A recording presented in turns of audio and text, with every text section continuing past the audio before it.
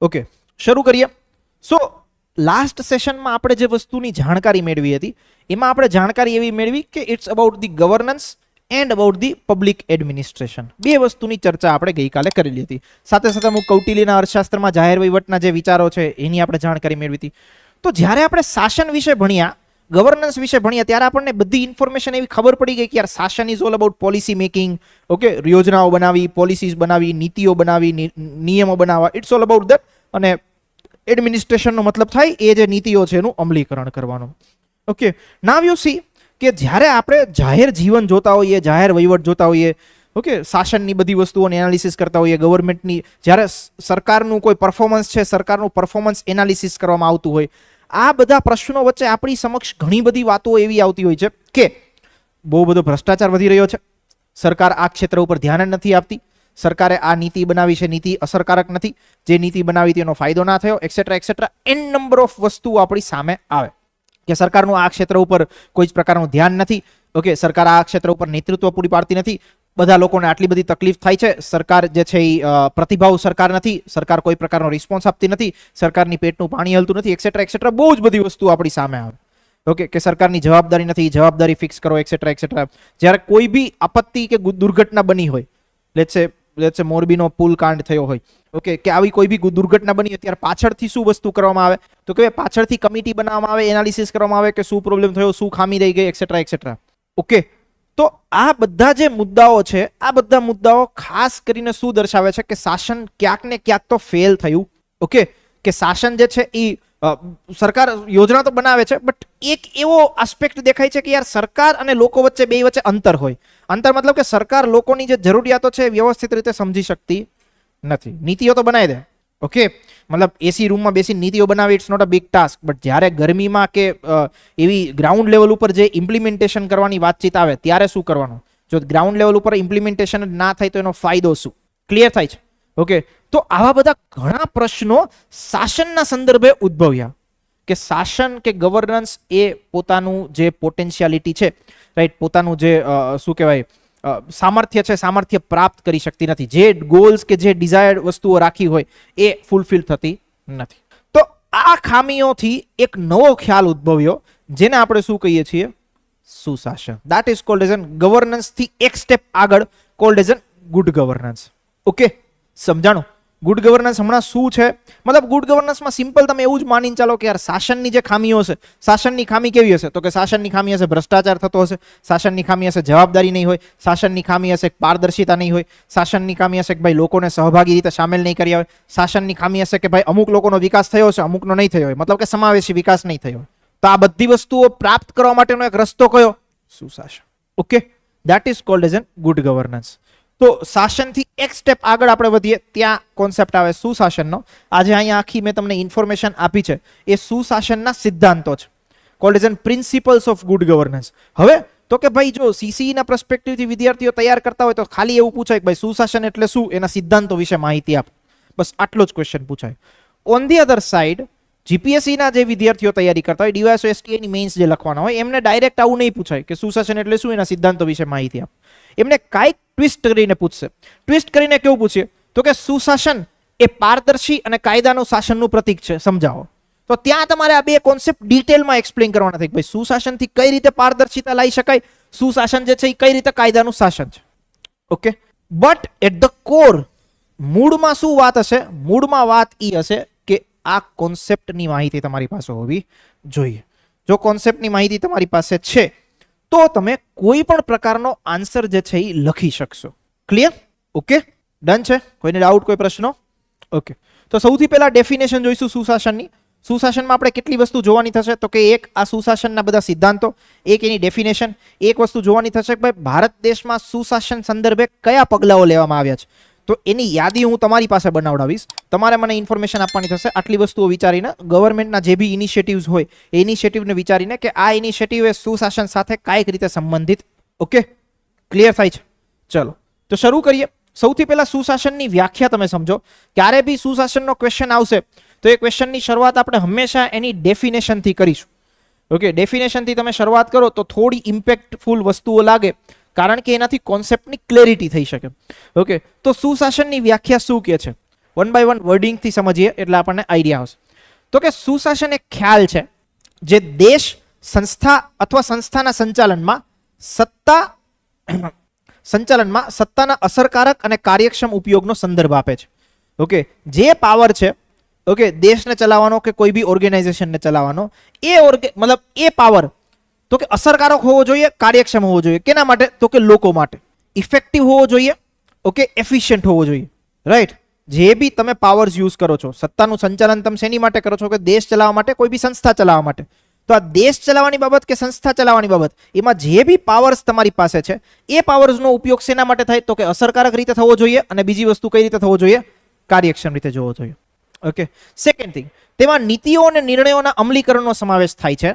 પણ કેવું નીતિ અને નિર્ણયો? કે જે ન્યાયી, પારદર્શક, જવાબદાર અને લોકોની જરૂરિયાતોને અનુરૂપ હોય. Okay, right. તો કે એવી નીતિઓ અને નિર્ણયોનો સમાવેશ થાય છે સુશાસનમાં કે જે ન્યાયી હોય, મતલબ કે ફેર હોય.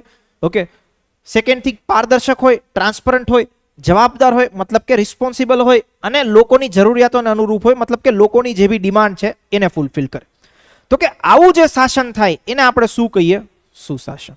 ઓકે, તમે એવું માનીને ચાલો કે યાર લેટ્સ સે શાસનવાળી જે આપણે વાતચીત કરતા હતા, તો શાસનમાં ખાલી એટલી યાદ રાખતા હતા કે ભાઈ નીતિઓ બને, બસ. નીતિઓ પારદર્શક બનવી જોઈએ, નીતિઓ કાર્યક્ષમ રીતે બનવી જોઈએ, ઓકે, નીતિઓ ન્યાયી બનવી જોઈએ. એ બધી વસ્તુનો આસ્પેક્ટ આપણે જોતા નહીં. તો ત્યાંથી આગળ વધીને તમે જ્યારે વધો ત્યારે એને શું કહેવાય? સુશાસન કહેવાય. તો કે સુશાસન એવો ખ્યાલ છે જે દેશ, સંસ્થા કે સંસ્થાના સંચાલનમાં સત્તાનો અસરકારક અને કાર્યક્ષમ ઉપયોગનો સંદર્ભ આપે છે. પહેલી વસ્તુ આ. બીજી વસ્તુ, તેમાં નીતિઓ અને નિર્ણયના અમલીકરણનો સમાવેશ થાય છે. તો કે કેવી નીતિ અને નિર્ણયો? કે જે ન્યાયી, પારદર્શક, જવાબદાર અને લોકોની જરૂરિયાતને અનુરૂપ હોય. ઓકે, આ ડેફિનેશન જ્યારે બી સુશાસનનો પ્રશ્ન પૂછાય ત્યારે બિંદાસ આંખ બંધ કરીને લખી નાખવાની. ઓકે, આમાં આખી ક્લેરિટી આવી જાય સુશાસનની. સમજાય છે એવરીવન? કોઈ ડાઉટ, કોઈ પ્રશ્નો? Online students, anyone is having any doubts? Clear થયું? ઓકે, આ ડેફિનેશન છે. ડેફિનેશનથી આગળ વધીએ તો કે ડેફિનેશનથી આગળ વધીશું તો ત્યાં આવશે સુશાસનના સિદ્ધાંતો. ઓકે, જે 8 આગળ સિદ્ધાંતો મેં તમને દર્શાવ્યા એ જ 8 સિદ્ધાંતો અહીંયા છે. તો કે કયા કયા સિદ્ધાંતો લાગુ પડે? તો કે પહેલી વસ્તુ, સુશાસન એટલે સહભાગી શાસન. બીજી વસ્તુ, સુશાસન એટલે પારદર્શી શાસન. ત્રીજી વસ્તુ, સુશાસન એટલે કાયદાનું શાસન. ચોથી વસ્તુ, સુશાસન એટલે જવાબદારીપૂર્ણ શાસન. પાંચમી વસ્તુ, સુશાસન એટલે પ્રતિભાવપૂર્ણ શાસન. છઠ્ઠી વસ્તુ, સુશાસન તો કે કેવું? તો કે સર્વસંમતિલક્ષી હોવું જોઈએ. સાતમી વસ્તુ તો કે સમાવેશતા અને સમાનતા અને સર્વસમાવેશતાને સામેલ કરતું હોવું જોઈએ. અને આઠમી વસ્તુ કે શાસન અસરકારક અને કાર્યક્ષમ હોવું જોઈએ. આ 8 લક્ષણો છે સુશાસનના. વન બાય વન અને ડિટેલમાં સમજવાનો પ્રયત્ન કરીએ કે આ શાસન, મતલબ જ્યારે તમને આવા શાસનના માનો મુદ્દાઓ પૂછાય તો કે એની અંદરનું માલ મટીરિયલ લખશું શું? ઓકે, તો કે હું તમને મારા કોન્સેપ્ટમાં સમજાવીશ, અને પછી જે આમાં ઇન્ફોર્મેશન લખેલી છે એ તમે તમારા જ્યારે એક્ઝામમાં લખવું હોય ત્યારે યુઝ કરી શકો. પ્લસ જ્યારે બી તમે લખો ત્યારે સાથે સાથે આના એક્ઝામ્પલ્સ એડ ઓન કરો તો તમારો આન્સર વધુ ઇમ્પેક્ટફુલ બને. Okay, so one by one આના જેટલા બી સિદ્ધાંતો છે, 8 સિદ્ધાંતો, એને સમજીએ. 8 સિદ્ધાંતોમાં તમારો આખો સુશાસનનો ખ્યાલ છે, એનાથી વધારે કંઈ છે જ નહીં. ઓકે, આટલી ઇમ્પોર્ટન્ટ ઇન્ફોર્મેશન તમારી પાસે હોવી જોઈએ. Clear? So one by one શરૂ કરીએ. તો કે સુશાસનમાં પહેલો કોન્સેપ્ટ એવો છે કે સહભાગી શાસન હોવું જોઈએ. સહભાગી શાસન એટલે શું? તો કે તમારે કોઈ ગ્રુપ કે કોઈ વસ્તુઓ માટે નીતિઓ બનાવી છે, તો કે એ વસ્તુ કે એ બાબત સાથે જોડાયેલા લોકોને તમારા નિર્ણય પ્રક્રિયામાં સામેલ કરો. ઓકે, લેટ્સ સે તમારે બાળ મજૂરી અટકાવી છે, તો બાળ મજદૂરી અટકાવી હોય એના માટે નીતિ બનાવી હોય, તો જે ઓર્ગેનાઇઝેશન કે જે સંસ્થા બાળ મજૂરી રોકવા માટેનું કામ કરતી હોય, જેમ કે તમે વાતચીત કરો બાળ મજૂરીમાં આપણે મતલબ આપણા નોબેલ લોરેન્ટ છે કૈલાસ સત્યાર્થી. ઓકે, એમને નોબેલ પુરસ્કાર મળ્યો એમના બચપન બચાવ આંદોલન, આખું જે એનજીઓ ચાલે કે બચપન બચાવ આંદોલનની જે પ્રક્રિયા ચાલે છે એનાથી. તો કે સિમ્પલી જ્યારે સરકારને માનો ભવિષ્યમાં બાળ મજદૂરી વિરોધી કોઈ નીતિઓ બનાવી છે, તો શું કરી શકે સરકાર? તો કે એ જે એનજીઓ છે એને સામેલ કરે નિર્ણય પ્રક્રિયામાં, એમના બી વ્યૂઝ લે, એમના બી આઈડિયાઝ લે. વાય? બીકોઝ એ લોકો ગ્રાઉન્ડ લેવલ ઉપર કામ કરતા હોય, જમીની સ્તર ઉપર કામ કરતા હોય, એમને પ્રોબ્લેમ્સ ખબર હોય, ઇશ્યુઝ ખબર હોય કે શું આવતા હોય છે. ક્લિયર છે? ઓકે, પર્યાવરણ સંબંધિત કોઈ નીતિ બનાવતા હોય તો it is very much necessary કે જે એન્વાયરમેન્ટલિસ્ટ વ્યક્તિ છે એમને નીતિ નિર્ણયની પ્રક્રિયામાં સામેલ કરો, તો એ વધુ ઇમ્પેક્ટફુલ રીતે સરકારને ગાઈડ કરી શકે, નીતિઓ બનાવવામાં ગાઈડ કરી શકે અને નીતિઓ અલ્ટિમેટલી ઇફેક્ટફુલ બને. જેમ કે સરકારને પર્યાવરણ વિરોધી નીતિ બનાવી હોય, તમને મને સામેલ કરે, તમને મને શું ખબર પડવાની?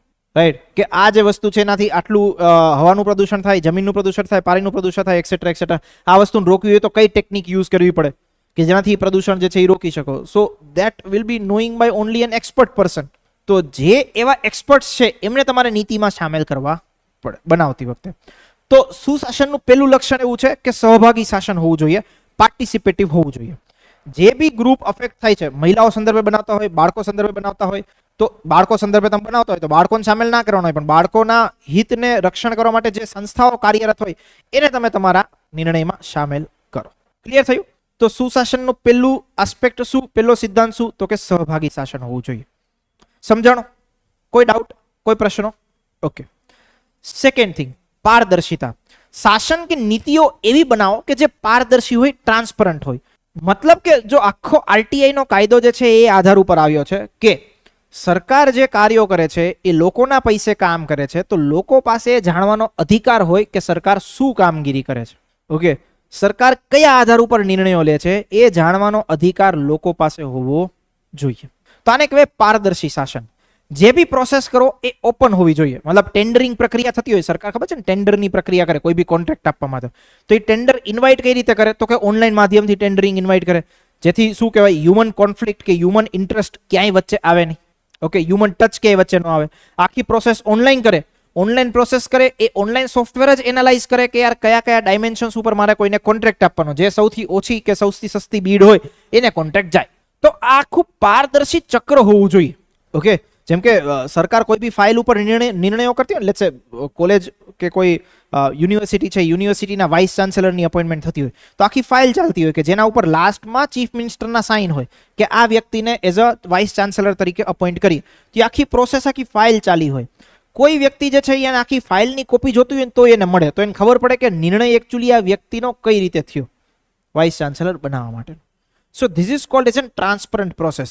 તો કે સરકાર જેટલી બી કામગીરી કરે, નીતિઓ બનાવે, જે બી નિર્ણયો લે એ કયા આધાર ઉપર લે છે અને કઈ કઈ વસ્તુઓને ધ્યાને લે છે એ જાણવાનો અધિકાર લોકો પાસે. તો આને કહેવાય પારદર્શી શાસન. ક્લિયર થાય છે? તો સુશાસનનો બીજો કોન્સેપ્ટ શું, તો કે શાસન પારદર્શી હોવું જોઈએ, ટ્રાન્સપરન્ટ હોવું જોઈએ. જે વસ્તુ થાય એ લોકોને સીધે સીધી દેખાવી જોઈએ કે આવું થયું. ક્લિયર? ઓકે. અને જ્યારે પારદર્શી શાસન હોય ઇટ મીન્સ તમે લોકોને માહિતીથી સશક્ત કરી શકો, લોકોને એમ્પાવર કરી શકો. અને બીજી વસ્તુ, પારદર્શી શાસન હોય તો લોકોનો બી વિશ્વાસ સરકાર પ્રત્યે વધે, લોકશાહીની પ્રક્રિયામાં લોકોનો વિશ્વાસ વધે, શાસનની પ્રક્રિયામાં લોકોનો વિશ્વાસ વધે. એમને ખબર પડે કે યાર જે કામગીરી થઈ રહી છે એ પ્રોપર અને પરફેક્ટ થઈ રહી છે. ક્લિયર થાય છે? ઓકે. વિચાર કરો, તમને જીપીએસસી આન્સર કોપીઝ આપે છે, એ બી એક પ્રકારની ટ્રાન્સપરન્ટ પ્રોસેસ છે કે યાર ખબર તો પડે કે મારા માર્ક્સ ક્યાં કપાયા. ઓકે, તમે જોઈને એટલીસ્ટ ખબર તો પડે કે આમાં મારે આટલા માર્ક્સ આવ્યા, તમે તમારું પરફોર્મન્સ ઇવેલ્યુએટ કરી શકો. Clear? Okay. So this is called as an transparency. Right? આ ટ્રાન્સપરસી અચીવ કરવા માટે સરકારે બહુ બધા ઇનિશિયેટિવ્સ લીધા હોય. જેમ કે ઈ ગવર્નન્સ તમે આખું જોવો ને તો એક ટ્રાન્સપરન્ટ પ્રોસેસ જ છે કે જે થાય ઓનલાઈન મોડ ઉપર થાય, જે રેકોર્ડ હોય ઓનલાઈન મોડ ઉપર રહે. Okay, right? આરટીઆઈની જે પ્રોસેસ છે that is also called as an transparency, કે જે નિર્ણયો લેવાય છે, જે માહિતી બધી જ ઓપન હોવી જોઈએ. ક્લિયર થયું? ઓકે.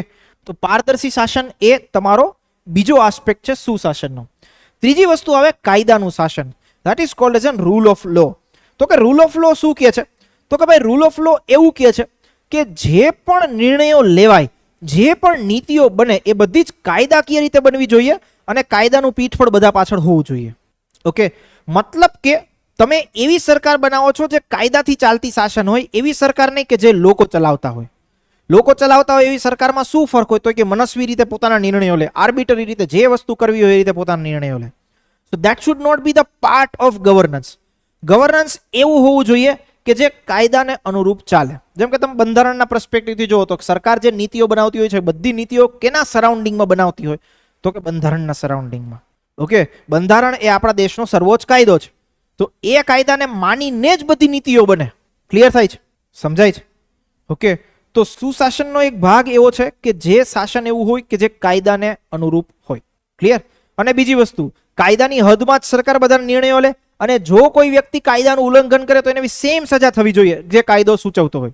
મતલબ આપણે એક ટર્મિનોલોજી હંમેશા લીગલ મેટરમાં જોતા હોઈએ કે નો વન ઇઝ અબોવ ધ લો. કાયદાથી ઉપર કોઈ છે નહીં, બધા જ લોકો જે નિર્ણયો લે કાયદાની હદ મારી. તો સુશાસનનું ત્રીજું પાસું શું છે, તો કે જે શાસન તમે કરો એ કાયદાનું શાસન હોવું જોઈએ. ક્લિયર? ઓકે. સરકાર નીતિઓ બનાવતી, જેમ કે મનરેગાની નીતિ છે, તો મનરેગાની નીતિમાં એવું સરકાર એન્શ્યોર કરે છે, કમિટ કરે છે કે 100 દિવસની રોજગારી અમે આપીશું. જો અમે 100 દિવસની રોજગારી આપવામાં નિષ્ફળ જઈએ તો સામે રોજગારી ભથ્થું આપીશું. પણ આ વસ્તુ ત્યારે જ પોસિબલી મતલબ ઇમ્પ્લિમેન્ટ થાય જ્યારે એને કાયદાકીય રીતે પીઠબળ હોય. અધરવાઇઝ તો 100 દિવસની રોજગારી નથી મળતી તો કોણ શું ઉખાડી લેવાનું. પણ સરકારે એવું કાયદામાં લખ્યું છે કે ના, જો 100 દિવસની રોજગારી નહીં મળે તો અમે રોજગારી ભથ્થું આપીશું. સેમ વે તમે આરટીઆઈ નો પર્સપેક્ટિવ લઈ લો. આરટીઆઈમાં એવું છે કે 30 દિવસમાં માહિતી આપી જ દેવાની. જો 30 દિવસમાં માહિતી તમે ના આપો તો એ વ્યક્તિ વિરુદ્ધ કાયદાકીય રીતે પગલાઓ લેવાઈ શકે. તો જે વસ્તુઓ કાયદામાં લખેલી છે જો એને તમે ફોલો કરો તો એને કેવું કહેવાય? કાયદાનું શાસન. ક્લિયર? 3 આસ્પેક્ટ થયા સુશાસનના. પહેલી વસ્તુ સહભાગિતા, પાર્ટિસિપેશન. બીજી વસ્તુ પારદર્શિતા, ટ્રાન્સપરન્સી. ત્રીજી વસ્તુ કાયદાનું શાસન, રૂલ ઓફ લો. આ ત્રણેય આસ્પેક્ટમાં કોઈ ડાઉટ, કોઈ પ્રશ્નો? ઓકે. જો અહીંયા એક વસ્તુ લખેલું છે, કાયદાના શાસન વગર રાજકારણ એ મત્સ્ય ન્યાયના સિદ્ધાંત એટલે કે માછલીના કાયદાના અનુસાર છે. માછલીનો કાયદો શું કે? તો કે એનો અર્થ એવો થાય કે શક્તિશાળી લોકો નબળા લોકો ઉપર વિજય મેળવશે. તમે એક પોન્ડ કે એક લેક ગણો તો ત્યાં એક મગરમચ્છ હોય. ઓકે, હવે એ મગરમચ્છ પોતે શક્તિશાળી છે. ઓકે, માછલીઓની સામે ટકી શકવાનું નહીં તો મગરમચ્છ બધી માછલીઓને ખાઈ જાય. ઓકે, મતલબ કે દબાઈ દેવા જ. રાઈટ? તો જો કાયદાનું શાસન ના હોય તો એવું થાય કે જે બી લોકો બાહુબલી હોય, જે બી લોકો શક્તિશાળી હોય, જે બી લોકો પૈસા ધરાવતા હોય, એ બધા જ લોકો નબળા લોકો ઉપર વિજય મેળવી લેશે. ઓકે, સિમ્પલ તમે એવું વિચાર કરો કે કાયદાનું શાસન ના હોય, માનો કોઈ નબીરા જેવી વ્યક્તિ હોય ને એને કોઈનું શું કહેવાય મર્ડર કર્યું કે કોઈનું એક્સિડન્ટ કર્યું અને એ વ્યક્તિ છૂટી જાય તો કોઈ ન્યાય જ ના મળે. સમજાય છે? આ થોડા દિવસ પહેલા તમે હમણાં જોયું છે ને, અત્યારે જ એક રીલ વાયરલ થઈ હતી, લાઈક ગાંધીનગરમાં ગિફ્ટ સિટી ઉપર બધા લોકો શું કહે ગાડીઓ લઈને નીકળ્યા હતા, આખી રેસિંગ જેવી વસ્તુ કરતા હતા. બધા નબીરાઓ એકથી એક મતલબ મોટા વ્યક્તિઓ, શ્રીમંત ઘરના વ્યક્તિઓ. છેલ્લે પોલીસ વાળાએ શું કર્યું? બધા પાસે સરઘસ કઢાયો. ઓકે, ઓર એવી મતલબ એવી આખી ફોટોઝ બનાવ્યો કે જેમાં એ લોકો નીચે બેઠા હોય અને એ લોકોને જે કાયદો હોય કાયદાનું ભાન કરાવેલું. આવું ત્યારે જ પોસિબલ થાય જ્યારે કાયદાનું શાસન હોય. ઓકે, તો 3 આસ્પેક્ટ થયા ગુડ ગવર્નન્સના: સહભાગિતા, પારદર્શિતા, કાયદાનું શાસન. આગળ વધીએ. Let's see the fourth one. Fourth one શું કે છે? તો કે જવાબદારી. અહીંયા એકચ્યુઅલી જવાબદારીની બદલે શબ્દ હોવો જોઈએ ઉત્તરદાયિત્વ. જવાબદારી ઇઝ અ રિસ્પોન્સિબિલિટી. અકાઉન્ટેબિલિટીનો કોન્ટેક્સ્ટ થાય છે ઉત્તરદાયિત્વ. અહીંયા જે બી જવાબદારી લખ્યું છે ત્યાં ઉત્તરદાયિત્વ સમજો. ઉત્તરદાયિત્વનો મતલબ શું થાય? તો કે ઉત્તરદાયિત્વનો મતલબ એવો થાય કે સરકાર જે છે એ જવાબ આપવા માટે બંધાયેલી છે. ઓકે, એ પોતે હાથ ન ઊંચા કરી શકે. તમે વિચાર કરો કે ઉત્તરદાયિત્વ ક્યાં ખરેખર રીતે ઇમ્પ્લિમેન્ટ થાય? તો કે ઉત્તરદાયિત્વ ઇમ્પ્લિમેન્ટ એવું થાય કે સરકારને બીક શું હોય? કોઈ બી વસ્તુનું કામ જો સંચાલન વ્યવસ્થિત થશે નહીં તો વિપક્ષ એને મૂકશે નહીં. ઓકે, વિપક્ષ ક્યાં ન મૂકે? તો કે મીડિયામાં નહીં, વિપક્ષ ન મૂકે એને સંસદના ગૃહની અંદર. ગુજરાત હોય તો ગુજરાતનું વિધાનસભાની અંદર, તો ત્યાં પ્રશ્ન પૂછવામાં આવે. ઓકે, તો ત્યારે આપણે ખબર છે ને એ રીતે એક કોન્ટેક્ટ સમજતા હોય તે મંત્રીમંડળ જે છે કે મંત્રી પરિષદ જે છે એ લોકસભાને સામૂહિક રીતે જવાબદાર છે. આનો મતલબ જ એ થયો કે એમણે જવાબ આપવા પડે. એ લોકો પોતે ઉત્તરદાયી છે પોતાના કામ માટે. તો શાસન એવું હોવું જોઈએ કે જે અકાઉન્ટેબિલિટી વાળું હોય, ઉત્તરદાયિત્વ ધરાવતું હોય. ઓકે, સરકાર પોતે પીછેહટ ના કરી શકે. જે બી એની નીતિઓ છે, જે બી નિર્ણયો છે, એના માટે એ લોકો ઉત્તરદાયી છે, જવાબ આપવા માટે બંધાયેલા. એવા પ્રકારનું શાસન હોવું. દેન પ્રતિભાવ. પ્રતિભાવનો મતલબ એવો થાય કે સરકારે જે બી પ્રશ્નો હોય, જે બી સમસ્યાઓ હોય એનું સમાધાન ક્વિકલી કરવું પડે. ઓકે, રિસ્પોન્સિવ મતલબ કે કોઈ જગ્યાએ લોકો બહુ જ વસ્તુથી પરેશાન થતા હોઈએ, ઓકે, હેરાન થતા હોઈએ, તો એ સરકારની જવાબદારી છે કે એને પ્રતિભાવ આપે, એનું કંઈક સોલ્યુશન આપે, આશ્વાસન આપે કે આ વસ્તુનું સમાધાન અમે લાવીશું. કોઈ બી જગ્યાએ તમે આંદોલન હોય તો બહુ મોટા પ્રમાણમાં આંદોલન થતું હોય તો તમે જોજો સરકાર પોતે શું કરે? પ્રતિભાવ આપે કે આવું ના કરો, આ પ્રકારની હિંસા ના કરો. ઓકે, જે બી છે કાયદાની હદમાં રહો, અમે તમારા પ્રશ્નોનો સાંભળશું, અમે તમારું સમાધાન કરીશું. ઓકે, માનો બહુ દિવસો સુધી લોકો એમને બેઠા રહીએ અને સરકાર કઈ જવાબ જ ન આપે તો મતલબ શું થયો? કે લોકોને વિશ્વાસ ઘટે સરકારમાં. Right? On the other side સરકાર જો ક્વિકલી આવી અને એ વસ્તુને મેનેજ કરે, ડિસ્કસ કરે અને લોકો સાથે વાતચીત કરે, સંવાદ કરે, રાઈટ, તો એને કહેવાય કે શાસને પ્રતિભાવ આપ્યો. ઓકે, કોઈ બી જગ્યાએ કટોકટી જેવી સ્થિતિ બની હોય, લેટ્સ સે કોઈ લેન્ડસ્લાઇડ જેવી ઘટના બની, પૂર જેવી ઘટના બની, તો ત્યારે શું હોય? તો કે ત્યારે જે વહીવટી તંત્ર હોય એ વહીવટી તંત્રએ પ્રતિભાવ આપવો પડે, ક્વિકલી ત્યાં જઈને સમાધાન કરવું પડે. ઓકે, તમે સિમ્પલ એવું માનીને ચાલો કોઈ જગ્યાએ આગ લાગી હોય તો ફાયર બ્રિગેડ આવે કે નહીં? તો ફાયર બ્રિગેડ આવે છે, એ શું કરે છે? પ્રતિભાવ આપે છે. ઓકે, રિસ્પોન્સિવનેસ. ક્લિયર થઈ? ઓકે, તો એ પ્રકારની વસ્તુઓ શાસનનો એક ભાગ છે, સુશાસનનો ભાગ છે. સરકારે પ્રતિભાવ આપવું જોઈએ, સરકાર લોકોની જે પણ સમસ્યાઓ છે લોકોની સમસ્યાઓ સાંભળવી જોઈએ અને એનું સમાધાન આપવું જોઈએ. ઓકે, દેન સર્વસંમતિલક્ષી, કોન્સેન્સસ ઓરિએન્ટેડ. સર્વસંમતિલક્ષી એટલે શું? તો કે ભાઈ જે નિર્ણય તમે લો છો, જે નીતિઓ બનાવો છો, એ જે પણ વર્ગને ઇમ્પેક્ટ કરતું હોય, જે પણ વર્ગને અસર કરતું હોય, રાઈટ, એમની સાથે ચર્ચા કરીને નિર્ણય લો. અને નિર્ણય કેવો હોવો જોઈએ? સર્વસંમતિલક્ષી હોવો જોઈએ. સર્વસંમતિલક્ષીનો મતલબ એવો નથી કે બધા લોકો હા જ પાડે, જે પોસિબલ જ નહીં થવાનું. ઓકે, સર્વસંમતિલક્ષીનો મતલબ એવો છે કે યાર મેક્સિમમ લોકો તમારી સાથે એગ્રી હોય, કે મેક્સિમમ લોકોને તમે, મહત્તમ લોકોને તમે જાણ કરી હોય કે અમે આ કંઈક આવો નિર્ણય લેવા માટે જઈ રહ્યા છીએ. ઓકે, અને એમાં એ લોકો પાર્ટિસિપેટ થાય.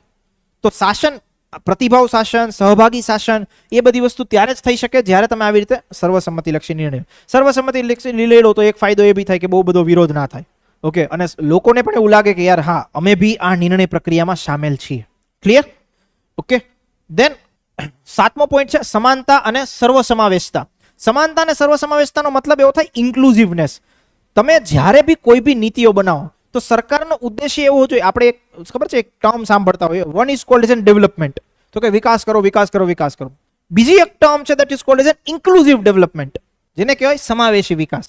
સમાવેશી વિકાસનો મતલબ શું થાય? તો કે યાર સમાજના બધા જ લોકો જે છે એ વિકાસની પ્રક્રિયામાં સામેલ હોવા જોઈએ. ઓકે, આપણા દેશમાં એક, આપણે જે અમુક તમે વાંચ્યું હોય તો અમુકમાં એક કોન્સેપ્ટ છે ને, કોલ્ડ એઝ સમાજવાદી. ઓકે, આ સમાજવાદી ખ્યાલ શું દર્શાવે છે? તો કે આપણા દેશમાં જે આર્થિક અસમાનતા, ગરીબી છે, એ ગરીબી આપણે ઘટાડીશું. ઓકે, તો સર્વસમાવેશતાનો ખ્યાલ કે સમાવેશી વિકાસનો ખ્યાલ એ જ વસ્તુ દર્શાવે છે કે દેશમાં એક વર્ગનો ખાલી વિકાસ ના થવો જોઈએ. સરકાર જ્યારે પોતાની નીતિઓ બનાવે ત્યારે એણે સમાવેશી વિકાસના પરિપ્રેક્ષ્યથી બધી જ નીતિઓ બનાવી. એવી નીતિઓ બનાવી કે જે ગરીબ માટે બી ફાયદાકારક હોય. Okay, and last one is અસરકારકતા અને કાર્યક્ષમતા. જે બી તમે નીતિઓ બનાવો છો એ નીતિઓ એટ ધ એન્ડ અસરકારક અને કાર્યક્ષમ હોવી જોઈએ. જો અસરકારક અને કાર્યક્ષમ નીતિઓ ના હોય તો એનું પરિણામ શું આવે? એનું પરિણામ આવે ભ્રષ્ટાચાર. જે લોકો સુધી તમે સેવાઓ પહોંચાડતા હોય સેવાઓ ના પહોંચે. નીતિઓ અસરકારક ના રહે મતલબ કે સરકારની બી બદનામી થાય. લોકો સરકારને પ્રશ્નો પૂછે કે તમે તમારા માટે કંઈ કામ જ ના કર્યું. તો એટલા માટે જે પણ શાસન તમે કરો છો એ શાસન અસરકારક અને કાર્યક્ષમ હોવું જોઈએ. સંસાધનોનું પણ વ્યવસ્થિત રીતે સંચાલન કરવું જોઈએ. સંસાધનોનો પણ કોઈ પણ પ્રકારનો શું કે બગાડ ન થવો જોઈએ. અને બીજી વસ્તુ એ કે કોઈ પણ પ્રકારના ભ્રષ્ટાચાર કે એવા મુદ્દાઓને તમે ન થવા દો. ઓકે, ત્યારે શાસનને કહેવાય અસરકારક અને કાર્યક્ષમ શાસન. ક્લિયર થાય છે? ઓકે, એક આપણે શું કહેવાય, એક કોન્સેપ્ટ એવો હોય છે હંમેશા જાહેર નીતિઓના સંદર્ભે કે it's called as an optimum utilization of resources. Optimum utilization of રિસોર્સિસનો મતલબ એવો થાય કે મહત્તમ ઉપયોગ કરો કોઈ બી સંસાધનોનો. મહત્તમનો મતલબ શું થાય? તો કે જે એની કાર્યક્ષમતા હોય, જેમ કે કોઈ એક વ્યક્તિ જે છે એને તમે 20,000 રૂપિયા પગાર આપતા હોય. ઓકે, તો એ વ્યક્તિની જેટલી કાર્યક્ષમતા હોય 20,000, ત્યાં સુધીનું તમારે કામ લેવું જોઈએ એની પાસેથી. તો એ જે રિસોર્સિસ જેને તમે પૈસા આપો છો એનું યુટિલાઇઝેશન ઓપ્ટિમમ રીતે થયું એવું કહેવાય. ઓકે, તો માનો મેં તમને કીધું હતું કે ભાઈ માનો ગામડાઓમાં બર્થ સર્ટિફિકેટ, ડેથ સર્ટિફિકેટ આપવા હોય એના માટે સરકાર કાંઈ એક નવી ઓફિસ ના ઊભી કરે. ગામડાનો તલાટી હોય એને કામ સોંપી દે, એની રિસ્પોન્સિબિલિટી ફિક્સ કરી નાખે કે ભાઈ એને આ કામ કરવાનું. તો શું થયું? રિસોર્સિસનું ઓપ્ટિમમ યુટિલાઇઝેશન. ઓકે, હવે એના માટે તમે એક વસ્તુ એ થાય બધા ગામડાઓમાં નવી નવી ઓફિસ ખોલો, અને બીજી વસ્તુ ગામડાના જે લેવલ ઉપર જે પંચાયત ઓફિસમાં તલાટી છે એ બધા જ તલાટીઓનો ઉપયોગ કરો. તો વિચાર કરો તમે તમારા રિસોર્સિસનું યુટિલાઇઝેશન કર્યું. તો શાસન બી એવું જ હોવું જોઈએ કે જે કાર્યક્ષમ અને અસરકારક હોય. ક્લિયર થાય છે? તો આ 8 મુદ્દા છે, એ 8 મુદ્દા તમારા સુશાસનનો ખ્યાલ પરિપૂર્ણ કર્યા છે. એકવાર 8 મુદ્દાઓ જોઈ જાઓ અને ખાસ કરીને આ ટર્મિનોલોજી યાદ રાખજો. આ ટર્મિનોલોજી તમને હંમેશા કોઈ બી આન્સર લખવામાં કામ લાગશે. ઓકે, કે ભાઈ સુશાસન એટલે કેવું શાસન? તો કે સુશાસન એટલે કાયદાનું શાસન, જવાબદારીપૂર્ણ શાસન, પ્રતિભાવપૂર્ણ શાસન, સર્વસંમતિલક્ષી શાસન, અસરકારક અને કાર્યક્ષમ શાસન, સમાનતા અને સર્વસમાવેશતા, સહભાગિતા અને પારદર્શિતા. તો આ બધી જ ટર્મિનોલોજી છે એ સુશાસનને પરિપૂર્ણ કરે. ક્લિયર થાય છે? જવાબદારી અને ઉત્તરદાયિત્વ બંને વસ્તુ અલગ છે. મેં ગઈકાલના સેશનમાં ભણાયેલું હતું કે જવાબદારીને તમે વહેંચી શકો, ઉત્તરદાયિત્વને વહેંચી ના શકો. જે લીડર હોય એ હંમેશા પોતાના કામ માટે ઉત્તરદાયી હોય. એને પોતાની નીચે જે વ્યક્તિઓ કામ કરતા હોય એને જવાબદારીનું ડિસ્ટ્રીબ્યુશન કરી દીધું હોય. ઓકે, આન્સરમાં ઇંગ્લિશ વર્ડને જો મેક્સિમમ અવોઇડ કરો તો વધારે સારું, કારણ કે મેં જેટલા અહીંયા શબ્દો તમને કીધા બધા જ ગુજરાતી શબ્દો સામેલ છે. ઓકે, તો ભંડોળ તો તમારી પાસે છે વોકેબ્યુલરીનું, એમાં તો વાંધો નહીં આવે. એટલે મેક શ્યોર એવું જ કરવું કે ઇંગ્લિશ શબ્દો આપણે ઓછા યુઝ કરીએ. આગળ વધીએ. ચલો, એક કોન્સેપ્ટ છે. તો કે કોન્સેપ્ટ શું છે? તો કે આદર્શ શાસન સંહિતા. આપણે જ્યારે ઇલેક્શન જોતો હોય ત્યારે આદર્શ આચાર સંહિતા જોઈએ. ખબર છે કે ઇલેક્શનનું જ્યારે કેમ્પેઇન ચાલતો હોય ત્યારે બધા પક્ષોએ આટલી વસ્તુ અવોઇડ કરવાનું કે આ બધી વસ્તુનું પાલન કરવાનું. હવે એક કોન્સેપ્ટ એવો છે cold model code of governance. તો કે બધા જ મુખ્ય સચિવોની એક સમિતિ હતી. એ સમિતિએ આખું એક આદર્શ શાસન સંહિતા તૈયાર કરી હતી. તો કે કેવા પ્રકારનું શાસન હોવું જોઈએ એમણે એક સુશાસનના સિદ્ધાંતો, જે સુશાસનના સિદ્ધાંતો છે એના જ સંદર્ભે આવી વસ્તુઓને સામેલ કરેલી. રાઈટ. તો કે એમણે અમુક ધોરણો સ્થાપિત કર્યા હતા, સ્ટાન્ડર્ડ સ્થાપિત કર્યા હતા કે શાસન કેવું હોવું જોઈએ, કે કેવી રીતનું બનવું જોઈએ. તો જો એમણે શું વસ્તુ આપી, તો કે પહેલી વસ્તુ સેવા વિતરણમાં સુધારો. જે સર્વિસીસ તમે ડિલિવર કરો છો એ ડિલિવરીમાં એ મેથડ જે છે એ મેથડને સુધારો. ઓકે, એવી મેથડ બનાવો કે એવા સ્ટાન્ડર્ડ્સ ડેવલપ કરો કે જેનાથી લીકેજ ના થાય. સર્વિસ ડિલિવરી જ્યારે તમે કરતો હોય તેનાથી લીકેજ ના થાય. ઓકે, બીજી વસ્તુ ભ્રષ્ટાચાર ના થાય. અલ્ટિમેટલી આ બધી જ વસ્તુઓનો ઉદ્દેશ્ય શું હશે?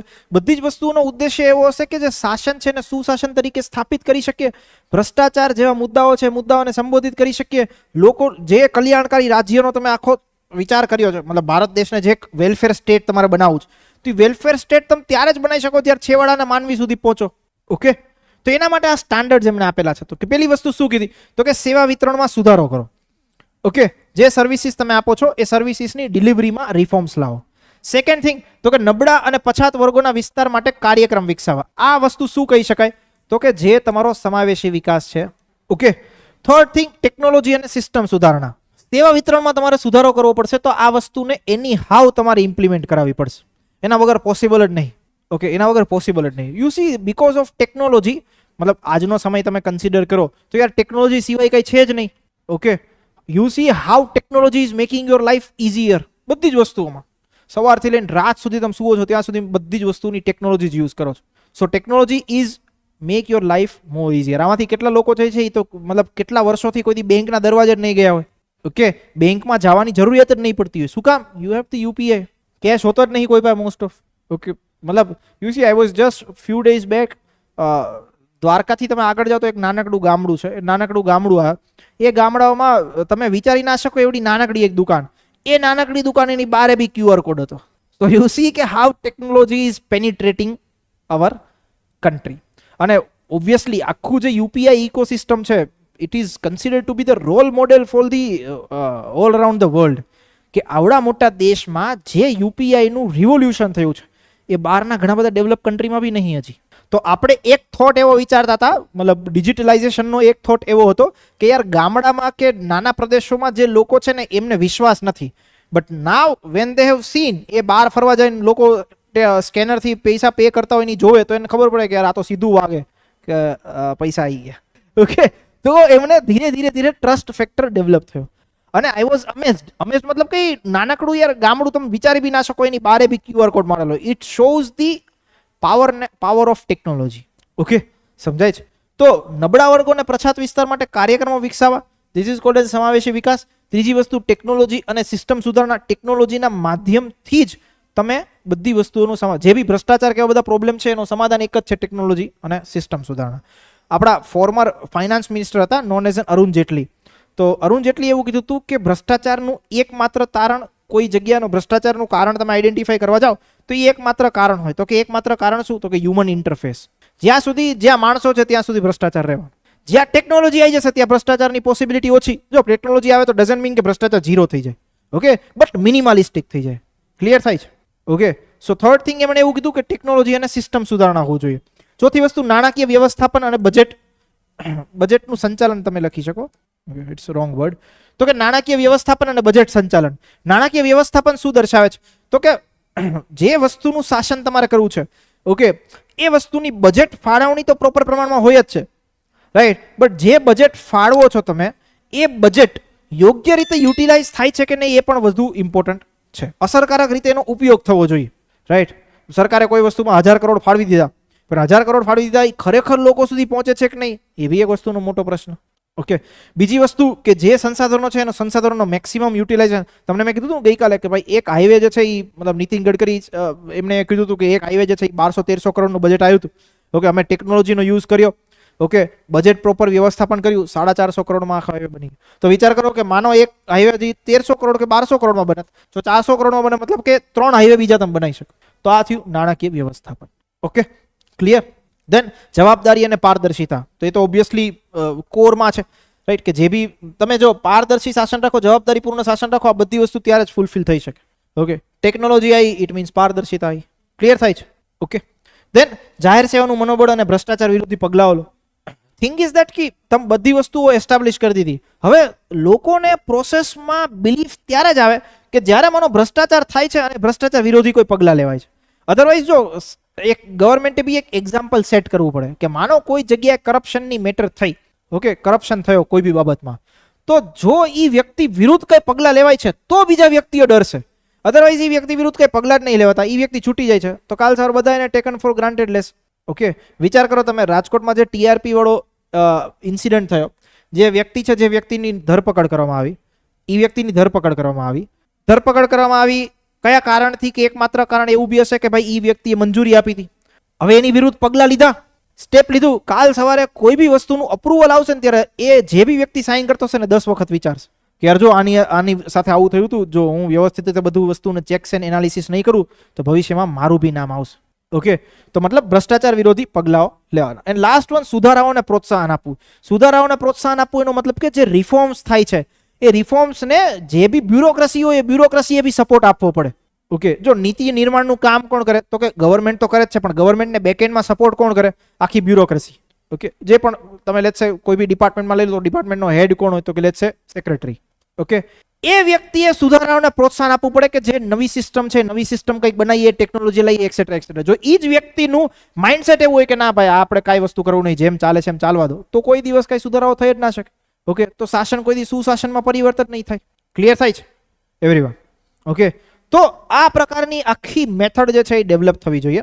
અને આ બધી જ કીવર્ડ્સ તમે યાદ રાખજો. કીવર્ડ્સ કેવા? તો કે સેવા વિતરણમાં સુધાર કરવો, નબળા અને પછાત વર્ગો માટે કોઈ પણ પ્રકારના કાર્યક્રમ બનાવવા, ટેકનોલોજી સિસ્ટમ સુધારા, નાણાકીય વ્યવસ્થાપન હોવું જોઈએ, પારદર્શિતા, જવાબદારી હોવી જોઈએ, જાહેર સેવાનું મનોબળ અને ભ્રષ્ટાચાર વિરોધી પગલાઓ લેવા જોઈએ, સુધારાઓને પ્રોત્સાહન આપવું જોઈએ. તો આવા બધા જે કી ટર્મ્સ છે એ ક્યાંક ને ક્યાંક આપણે આન્સર્સમાં લખીશું.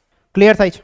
સુશાસનના હિસ્સેદારો, તો કે what are the stack holders. બહુ ઇમ્પોર્ટન્ટ પોઈન્ટ નથી પણ આપણને ખાલી ધ્યાનમાં હોવું જોઈએ. તો કે સુશાસનમાં 3 વસ્તુઓ એક સાથે સંકળાયેલી છે. કઈ 3 વસ્તુઓ? તો કે પહેલી વસ્તુ રાજ્ય, રાજ્ય મતલબ કે સરકાર. બીજી વસ્તુ બજાર, મતલબ કે આખું એક માર્કેટ અને ઇકોસિસ્ટમ. અને ત્રીજી વસ્તુ નાગરિકો, કે જેના માટે સરકાર નીતિઓ બનાવે છે. This both are different thing. Okay, બજારમાં આખું જે ઇકોનોમિક માર્કેટ હોય એ ઇકોનોમિક માર્કેટનો બી સમાવેશ થઈ જાય કે જેના માટે બી સરકારે નીતિઓ બનાવવાની છે.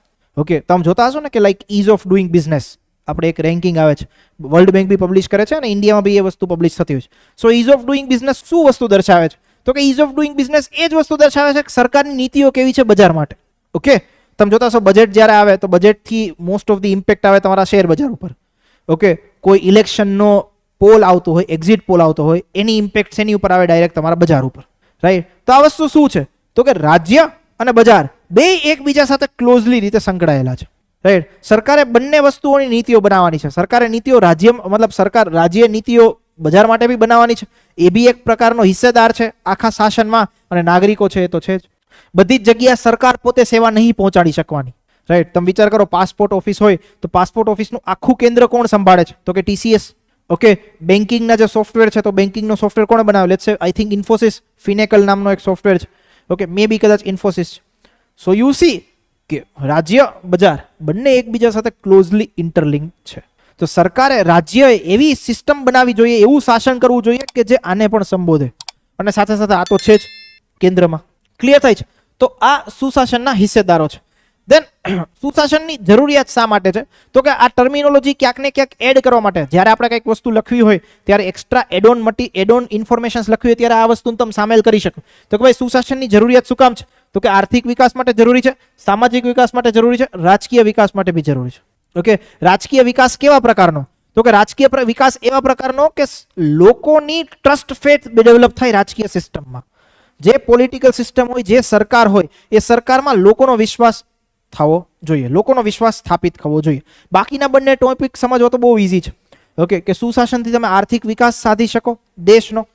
ઓકે, એન્ડ સુશાસનથી તમે સામાજિક વિકાસ બી અચીવ કરી શકો. ક્લિયર છે?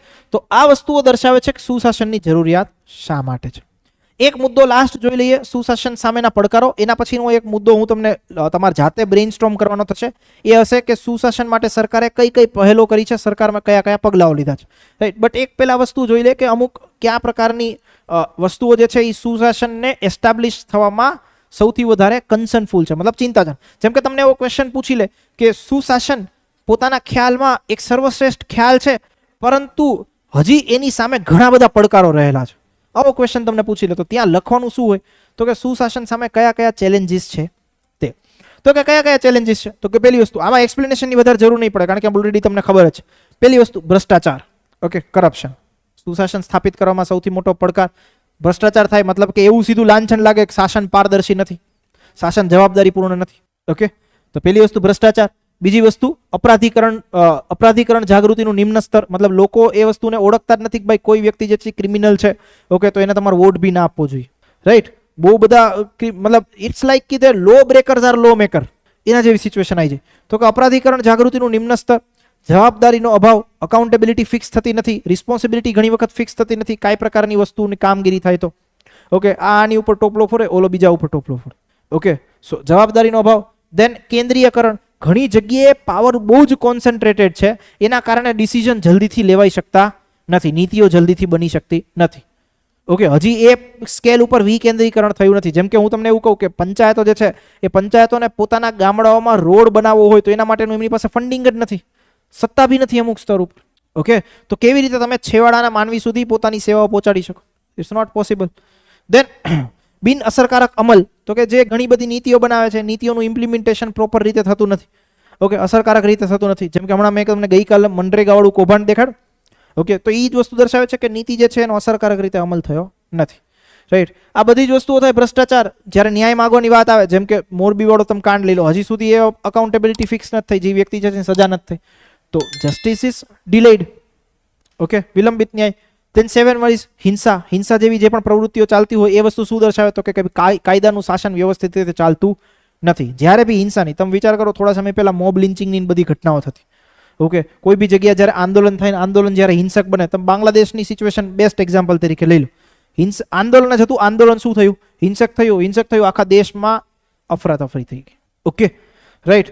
દેન તો કે લિંગ અસમાનતા, તો કે હજી બી જે પણ સામાજિક વિકાસ ક્યારે થઈ શકે? જ્યારે તમે મતલબ આપણે વાત કરીએ સામાજિક વિકાસ થવો જોઈએ, સર્વસમાવેશીતા હોવું જોઈએ, પણ જ્યાં સુધી જેન્ડર ઇનઇક્વાલિટી છે ત્યાં સુધી એ વસ્તુ પોસિબલ જ નથી કે વિકાસ જે છે એ સર્વસમાવેશી હોય. મતલબ આને તમે લિંગ અસમાનતાને કયા કોન્ટેક્સથી જો તો કે અમુક ડેટાના કોન્ટેક્સથી જો. ડેટા કેવો?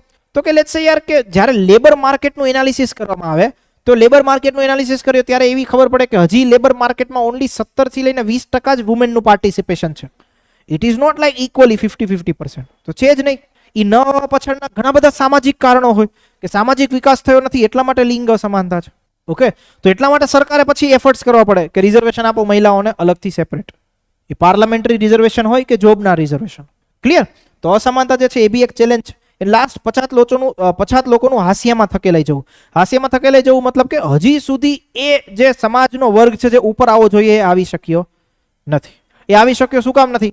તો કે સરકારે નીતિઓ તો બનાવી પણ અસરકારક અમલ થયો. ક્લિયર? તો આ બધા કોન્ટેક્સ્ટને તમે એવી રીતે આઈડેન્ટિફાઈ કરી શકો કે જે સુશાસન સ્થાપિત કરવામાં પડકારરૂપ હોય, કે જેનાથી સરકારનો જે વિઝન છે સુશાસન બનાવવાનું એ થઈ શકતું નથી. ક્લિયર? સમજાણો? જો આ આખી પીપીટીનો એક જ પર્પસ છે, આનું આખું મોડ્યુલ બી અવેલેબલ જ છે તમારા ગ્રુપમાં બી મેં શેર કરેલું. તો સુશાસનનું બી આખું મોડ્યુલ છે, ઈ શાસનનું બી આખું મોડ્યુલ છે, બહુ જ ડિટેલમાં બનાવેલું છે. બધી જ વસ્તુઓના આસ્પેક્ટ એમાં લઈ લીધા છે. જે માલ મટીરિયલ, ફોડર મટીરિયલ લખવા માટે જોઈએ બધી જ વસ્તુ એમાં સામેલ છે. તો આનો પર્પસ ખાલી એક જ છે આ પીપીટીનો કે તૈયાર માલ મટીરિયલ હોવો જોઈએ લખવાનું, જેના માટે તમારે 10 જગ્યાએ અલગ અલગ ગોતવા માટે ના જવું પડે કે અહીંથી કોન્ટેન્ટ ભેગું કરો, અહીંથી કરો. It's all about ready to form thing. Okay, કોઈ વસ્તુ બનાવી હોય જમવાની તો 10 જગ્યાથી અલગ અલગ વસ્તુ આઈડેન્ટિફાઈ કરવી પડે, ભેગી કરવી પડે ત્યારે બને.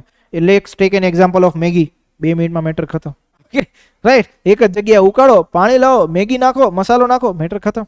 તો બસ આ ડાયરેક્ટ મસાલો માલ મટીરિયલ તમને આપેલો છે. Okay, right. હવે સ્કિલ તમારે ડેવલપ કરવી પડશે કે આ મટીરિયલ કે માલ મટીરિયલ વાળી વસ્તુનો ઉપયોગ હું કયા આન્સરમાં કરું, એ ટર્મિનોલોજી હું ક્યાં લખું. It's up to you. Clear થાય છે? હવે તો કે એક કોન્સેપ્ટ એવો છે, આટલી વસ્તુઓ સમજ્યા પછી તમારે એક વસ્તુ એનાલિસિસ કરવાની છે કે સરકારે સુશાસનને સ્થાપિત કરવા માટે તમે 8 સિદ્ધાંતો જુઓ સુશાસનના, અને સાથે સાથે એ વસ્તુઓને એનાલિસિસ કરો કે સરકારે સુશાસન સ્થાપિત કરવા માટે કયા કયા સ્ટેપ્સ લીધા છે. તમે મને યોજનાઓ બી કહી શકો, તમે સરકારની નીતિઓ બી કહી શકો, તમે સરકારે કોઈ નિયમો બનાવ્યા હોય એ બી કહી શકો, અલગ અલગ ક્ષેત્રોને આઈડેન્ટિફાઈ કરીને બી કહી શકો, એનીથિંગ. ઓકે, એ આખું ગ્રાઉન્ડ તમારા માટે ઓપન છે. You have 5 minutes of time to think. મને ખાલી નામ જોઈએ કે આટલી વસ્તુઓ. લેટ્સ સે તમને એક એક્ઝામ્પલ આપી દઉં, આરટીઆઈ. તો કે પારદર્શી શાસન બનાવવા માટે સરકારે આરટીઆઈ લાવ્યું, તો એક એક્ઝામ્પલ થઈ ગયું સુશાસન સ્થાપિત કરવામાં. તેવી રીતે તમારે મને એની નંબર ઓફ એક્ઝામ્પલ કહેવાના છે. કોઈ નીતિઓ બી કહી શકો, કોઈ ક્ષેત્રના ડેવલપ કરવા માટે નીતિઓ બી કહી શકો કે જેનાથી સરકારે સુશાસન સ્થાપિત કરવાનો પ્રયત્ન કર્યો હોય. થિંગ ઇઝ ધેટ આખી પ્રોસેસ કે આ વસ્તુ લખવા પાછળનું કારણ એ હતું કે તમને ઇન કેસ કોઈ એવો ક્વેશ્ચન પૂછાય કે ભારત સરકારે સુશાસન સ્થાપિત કરવા માટે કયા પગલાઓ લીધા છે, તો તમે આ ક્ષેત્રોને કોન્ટેક્સ્ટમાં લખી શકો. ઓકે, આ તો આખું બોર્ડ બી ભરાઈ જાય, જેટલું લખો તમે, જેટલી બી વધુ વસ્તુઓ વિચારો છો દેટ ઇઝ કરેક્ટ.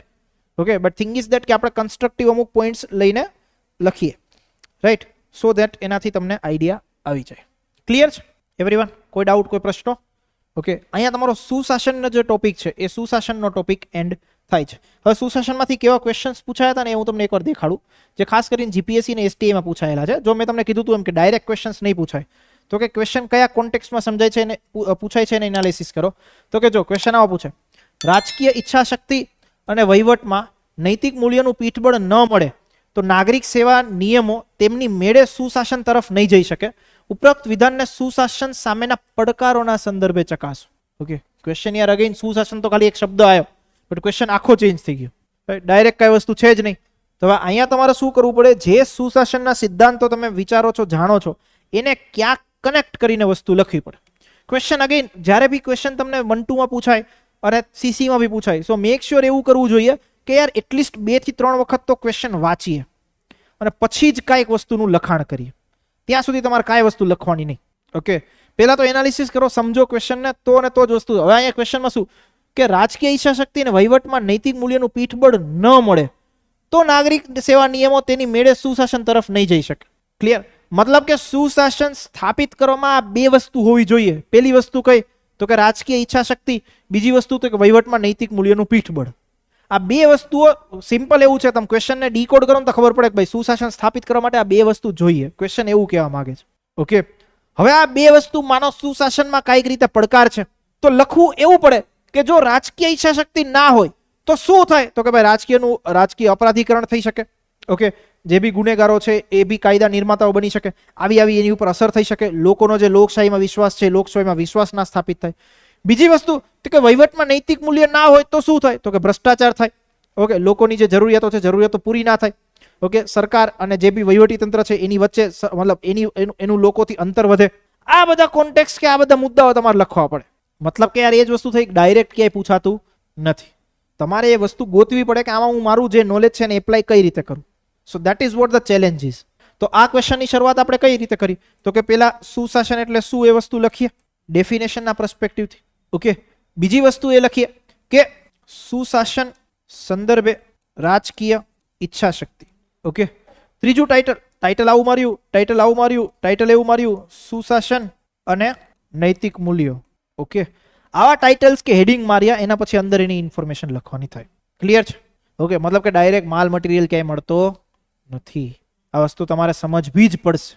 બીજો ક્વેશ્ચન જો, સુશાસન માટે લોકશાહી પ્રક્રિયાઓને કાર્યાત્મક રાખવા કાયદાનું શાસન અને માનવ હકનો અમલ જરૂરી છે.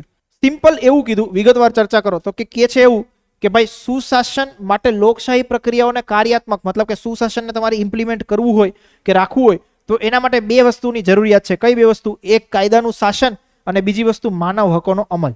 અગેન 2 આસ્પેક્ટ કેના આયા? સુશાસનના જ આયા. સુશાસનના જ ખ્યાલને તમારે સમજાવવાનું છે. મતલબ ભાઈ 2 ખ્યાલને સમજાવવાનું. જો કાયદાનું શાસન તમે લાવો તો એનાથી સુશાસન કઈ રીતે ટકી રહે. બીજી વસ્તુ માનવ હકોનો અમલ, મતલબ કે જે પણ વસ્તુઓ મતલબ જે પણ નીતિઓ બનાવે છે એ નીતિઓમાં માનવ હકોને ધ્યાનમાં રાખવામાં આવે.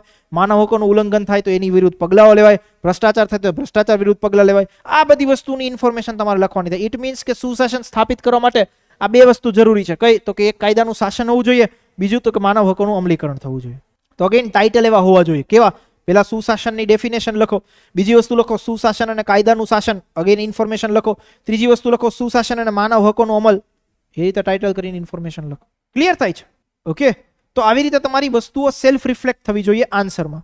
ત્રીજો ક્વેશ્ચન શું છે, તો કે સક્રિય શાસન અને સમયસર અમલીકરણ વહીવટની પ્રગતિ અને મુશ્કેલોની દેખરેખનું નિયંત્રણ માટેનું અસરકારક શાસન. અગેન સુશાસનના જ ખ્યાલ આવ્યા. કયા? પહેલી વસ્તુ સક્રિય શાસન. સક્રિય શાસનને આપણે બીજા વસ્તુમાં કહી શકીએ શું? પ્રતિભાવ. રિસ્પોન્સિવ શાસન ક્યારે સક્રિય બને? જ્યારે પ્રતિભાવ આપતું હોય ત્યારે. કોઈ પ્રોબ્લેમ આવી, કોઈ સમસ્યા આવી, એનું સીધું સમાધાન લાવ. બીજી વસ્તુ સમયસર અમલીકરણ, મતલબ કે સેવાઓ સમય મુજબ મળે.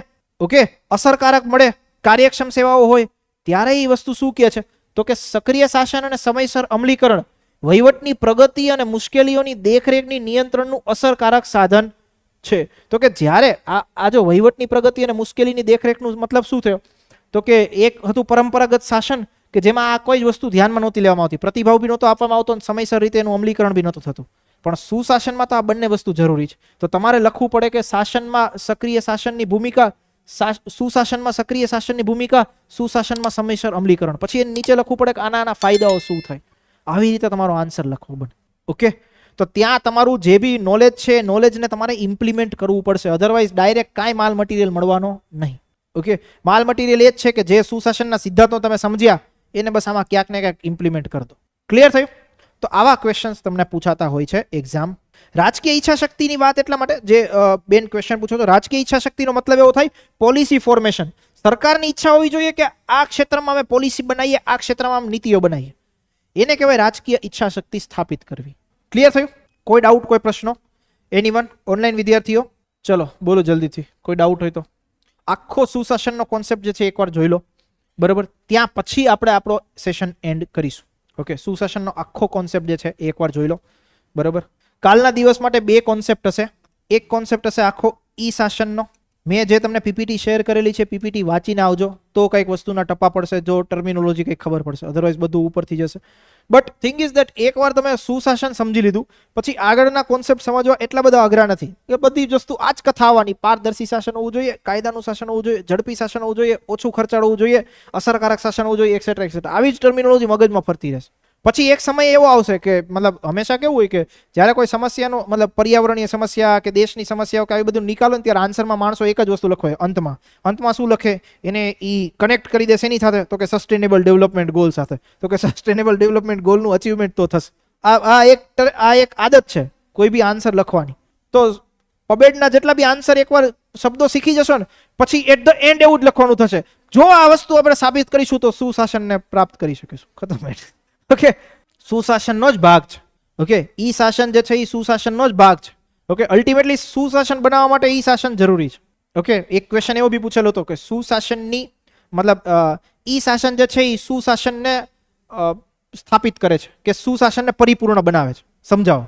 તો એ લખો ઈ શાસનના ફીચર શું, તો કે ભાઈ સમયસર સેવા મળી રહે, ઓછી ખર્ચાળ હોય, બધા લોકોને લાભ મળે, પારદર્શી હોય, અસરકારક હોય. બસ આ વસ્તુ સ્થાપિત કરો એટલે સુશાસન સ્થાપિત થાય. આવું લખવાનું. મેં અગેન કીધું માલ મટીરિયલ સેમ રીએ, લખવાની એક મેથડ ડેવલપ થવી જોઈએ, ટર્મિનોલોજી કે શબ્દ ભંડોળ આપણી પાસે હોવું જોઈએ.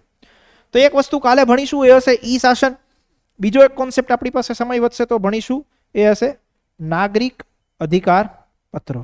આ બે વસ્તુ આપણે ભણવાની. ક્લિયર છે? Okay, and one more thing is that કે ઓન અમુક વિદ્યાર્થીઓના ફોનના કન્સલ્ટેશનની બી મેટર છે.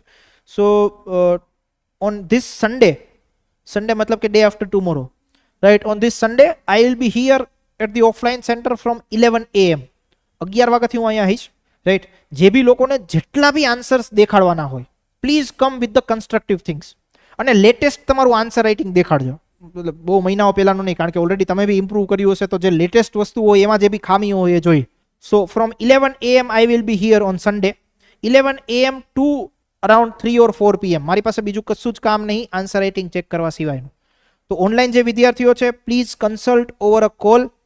ઓકે, કોલ ઉપર કન્સલ્ટ કરી લેજો. Please schedule a call before you are calling. તો જે બી કોલ કરો એની પહેલા શેડ્યુલ કરજો સો દેટ આઈ વિલ બી મતલબ આપણે એકબીજા સાથે સંપર્ક વ્યવસ્થિત રીતે સાધી શકીએ. અને બાકી જે બી ઓફલાઈન વિદ્યાર્થીઓ છે, ઓફલાઈન વિદ્યાર્થીઓ please come at the offline centre. I will be here. Okay, તો જેટલા બી તમારા આન્સર્સની આખી કોપીઝ હોય એ લઈને આવજો so that we will check it out. Clear છે? ચલો, સો અહીંયા સુધી આપણો આજનો સેશન રાખીશું.